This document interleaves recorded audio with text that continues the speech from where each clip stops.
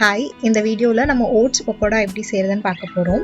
இது ஒரு experimental recipe. 2-3 times try பண்ணி நல்லா வந்ததுனால இந்த வீடியோ ஷேர் பண்ணுறேன். இதில் பேசிக்காக 2 ஸ்டெப் தான். ஒன்று, அந்த பக்கோடாவோட பேட்டர் ரெடி பண்ணுறது. ரெண்டாவது, அதை ஃப்ரை பண்ணுறது. ஸோ பக்கோடா பேட்டர் ரெடி பண்ணுறதுக்கு நான் இங்கே curd, carrot, onion, rava and oats எடுத்திருக்கேன்.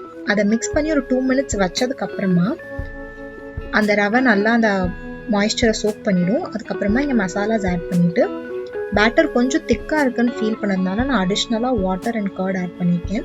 இந்த ரெசிபியோட எக்ஸாக்ட் இன்க்ரீடியன்ட் லிஸ்ட் வந்து டிஸ்கிரிப்ஷனில் கொடுத்துருக்கேன், செக் பண்ணி பார்த்துக்கோங்க. இந்த பேட்டர் ரொம்ப தின்னாகவும் இருக்கக்கூடாது, திக்காகவும் இருக்கக்கூடாது. உங்களுக்கு விருப்பப்பட்டால் நீங்கள் இதில் பீட்ரூட், கேபேஜ், கேப்சிகம் என்ன வெஜிடபிள்ஸ் வேணால் ஆட் பண்ணிக்கலாம். பேட்டர் கரெக்டான கன்சிஸ்டன்சிக்கு வந்ததுக்கு அப்புறமா ஃப்ரை பண்ணுறதுக்கு முன்னாடி ஒரு pinch of baking soda add பண்ணணும். பேக்கிங் சோடாவை சோடா உப்புன்னு சொல்லுவாங்க. அது ஒரு பிஞ்ச் தான் ஆட் பண்ணணும். அதை ஆட் பண்ணுறதுனால நம்ம பக்கோடாஸ் வந்து ரொம்ப ஃப்ளஃபியாக நல்லா சாஃப்டாக இருக்கும். அது பண்ணலைன்னா கொஞ்சம் ஹார்டாக இருக்க சான்சஸ் இருக்குது. ஏன்னா நம்ம ஓட்ஸ், வெஜிடபிள்ஸ், ரவை இதெல்லாம் ஆட் பண்ணுறோம் இல்லையா. இந்த இன்க்ரீடியன்ஸ்லாம் பேட்டரை கொஞ்சம் ஹெவி ஆக்கிடும். அதனால தான் சோடா இப்போ ஆட் பண்ணுறோம். எல்லாம் நல்லா மிக்ஸ் பண்ணதுக்கப்புறமா இதை டேரெக்டாக ஆயிலில் பொரிச்சு எடுத்துடலாம். கொஞ்சம் கொஞ்சமாக ஸ்பூனால் ஊற்றி பக்கோடாஸை பொரிச்சு எடுத்துடலாம்.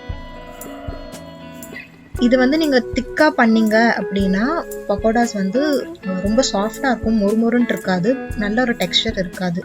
ஸோ அதனால தான் இந்த பேட்டர் கொஞ்சம் ரன்னியாக இருக்கணும்.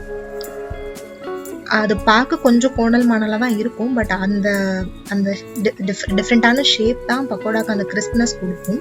போட்ட உடனே திருப்பாதீங்க, ஒரு 30 செகண்ட்ஸ் கழித்து அதுக்கப்புறமா திருப்புங்க. இது வந்து ஒரு 2 to 3 மினிட்ஸ் ஃப்ரை ஆனால் போதும். அதுக்கப்புறம் ஆயிலேருந்து எடுத்து சர்வ் பண்ணிடலாம். பக்கோடாஸ் ரெடி ஆயிடுச்சு. இது நீங்கள் வந்து டொமேட்டோ சாஸ் ஆர் புதினா சட்னி கூட சர்வ் பண்ணலாம். கண்டிப்பாக ட்ரை பண்ணி பாருங்கள். ஒரு டிஃப்ரெண்ட்டான ரெசிபி பிடிச்சிருக்கும்னு நம்புகிறேன். தேங்க்ஸ் ஃபார் வாட்சிங் த வீடியோ.